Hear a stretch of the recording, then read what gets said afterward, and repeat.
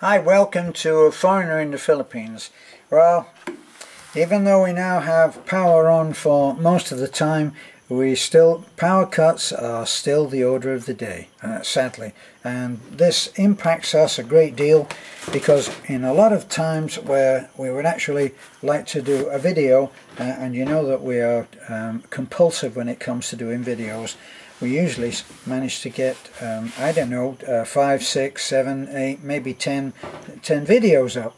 But then, I don't know why it always happens, but if you have a cell phone you will understand this, but just when you need a cell phone, it's got a flat bat. That's why flat bat actually should probably be in the dictionary as a common phrase, a two-word word, if you like. And everybody's suffered it. That's why they have these extra power packs. I've got one here, look. It's a little, you can plug your phone in, and that contains another few hours. Hold on a second. Yes, dear? No, I'm just trying to lock the door. Okay, okay. I could hear this rustling and fiddling about behind me. It's very distracting. So, and there's another noise. We're full of beeps and bops and rings and all kinds of stuff, aren't we? Well, anyway, the power cuts. So we all suffer this, and the way that it affects us is that we actually might drive 18 kilometers that's down that rough road of ours, rattle and clunk our way down there in Little Red at the moment, and when we get there we find that as soon as we sit down at the Vidasto, which is where we go because we can upload several videos while we eat. So we go down there and have lunch or even have dinner, and we upload our videos. And that's how we do it, because the signal, strangely enough, as soon as we get down to the road, the signal is quite good. So Beth sits with the laptop on our lap. Never got the chance to do that before. She sits with the laptop on her lap and she uploads the videos that she has edited up at the house, because all she needs up at the house is power. And as long as the power company is cooperating on that, she gets to edit them there, and then when she gets down she can click on to uploading, and that's what she does. So, oh, shut up. Anyway, so then we get to Vidasto and we may just sit down and there's a power cut. So what we're then faced with, if I can find how to do this. See, it keeps saying low bat, so I'm going to put it on silent. There, it's on silent now. It won't bother me. So we actually got down there today, and we had, well, today was our run in. Well, very early morning start, up at like 4:30. Up at 4:30, get a shower, get ready, and get down the hill.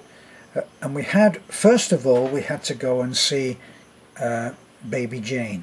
And we saw Baby Jane. We actually went yesterday to see Baby Jane, the last thing when we got back from our little vacation. But they were out somewhere, so we didn't get to see her or the parents. But this morning we did get to see them, and we took a video which we will be uploading if it's not already uploaded. And she's looking much better, plus because of the milk that we gave and because of the sorry, I'm actually killing mosquitoes, which if I don't I'll have them on my rear end, giving me something to scratch for the rest of the night.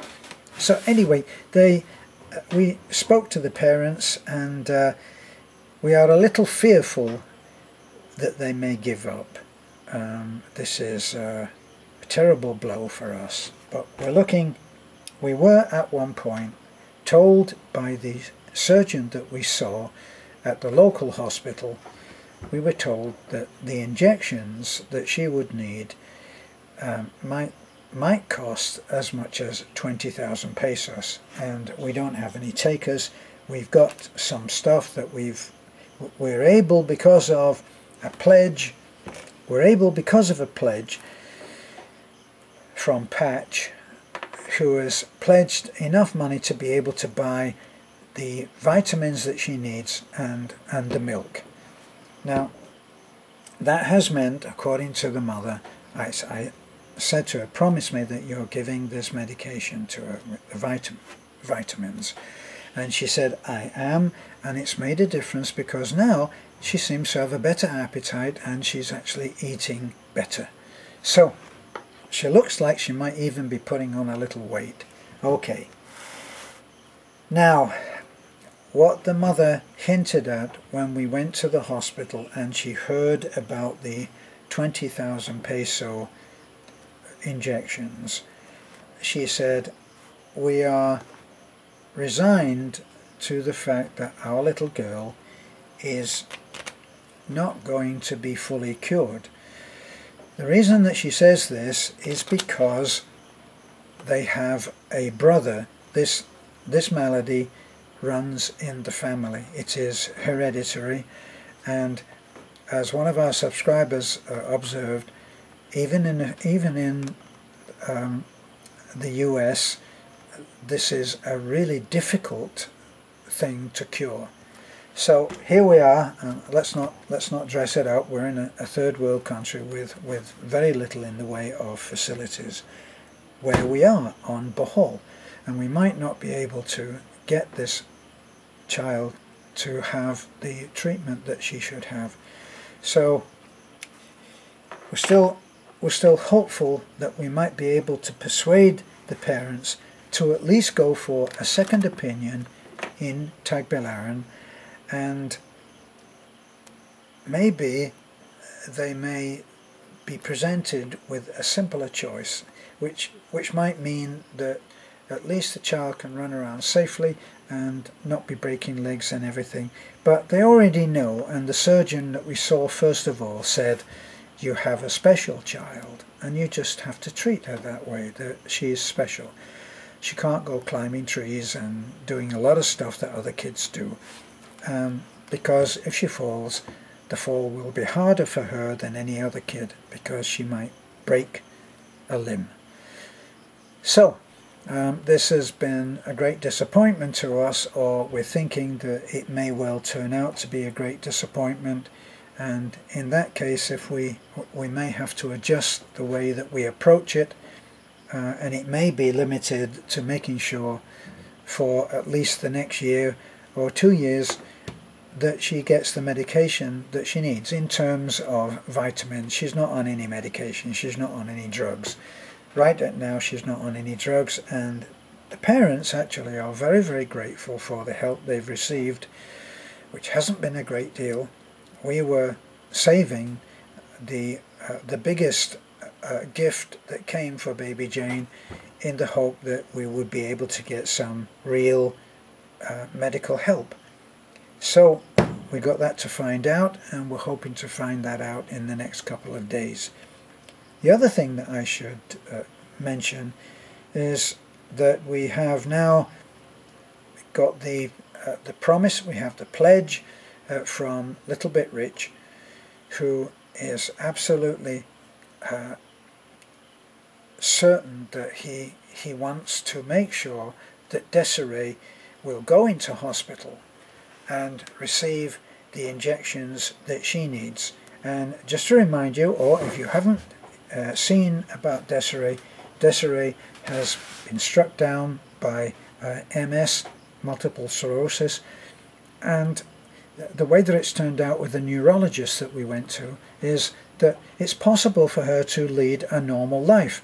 And what the neurologist has recommended is that she has a course of 7 injections. She has to go into the hospital to have these injections, and they cost, according to the neurologist, and she was looking at her phone and giving us the prices on the video that we put out. Okay, so it came from her mouth that the injections are about 6,000 pesos each. Not too bad. Plus we have to get up there, so we have to make a trip up there, especially because we can't get that medication, can't get those injections in Taliban. So Taliban is where we think that we can put Desiree for the hospital treatment. She has to go into the hospital, she has to have the injections, and I think that they form a drip that takes its way into, makes the entry into the body on a drip, and it takes about 4 hours for that gradual injection to take place. So she has to be in hospital. So she's there getting the rest. She'll just be in for 7 days, and as it's close to where her parents and her family live, they'll be able to come in and give her the support that she needs. So she won't have to go to Tagbilaran again, but we will. We'll have to go there because the neurologist said it's better that she goes in and has 2 injections, and then after 2 injections, if there is no bad reaction, if she's not allergic to those injections, then go for the following 5 to add up to 7. So that means that, knowing that from the hint that the neurologist has given us, maybe she's going to, she's not going to be able to take those. So we're not going to go up and buy 7 injections, which we can't get the money back on. So we'll have to go up. It amounts to between 6 and 7 hours in the truck. It's a whole day thing, and we're going to have to do that twice, so that we know on the first time we'll get the injections, second day we'll find out whether everything went well, and then everything going well, we'll have to dash up, get back to Tagbilaran, get the injections for the following 5 days. So kind of a bit of a hassle, but well worth it if we can see that Desiree is going to walk normally. Now what the neurologist said, which gave us such a lot of hope, she said there are people who have made this recovery following the injections and the follow-up medication, and they've done it in 3 months. So think about that, in 3 months. In other words, she could be walking for Christmas. Wow. So that's our hope, and that's what we've now alerted Desiree to be ready to go in probably next week, by the time that we are able to handle whatever has to be handled about going down there, getting her into hospital. We were hoping that we would be able to take her in the extended cab truck, but it doesn't look like we're going to have an extended cab truck in a week's time, which is what we thought. So we'll have to get her there in a different way, either by tricycle, on a motorcycle, but we'll handle it however that needs to be done. So there we are. That's on the power cuts. Actually, ostensibly we were talking about the power cuts, but it affects how we can make our videos and put them up, and it also affects how we can answer comments. So if you've made a comment and I haven't managed to get it, please be patient. By all means message me if you think it's really important, and I will get back to you. And if I don't, then it's been missed, and you probably put it on Messenger and it's disappeared into cyberspace, and I will never see it. So come around again. So this is a foreigner in the Philippines. Thanks for looking in. Everything that you do for us is very important, and it's very much appreciated. Thank you.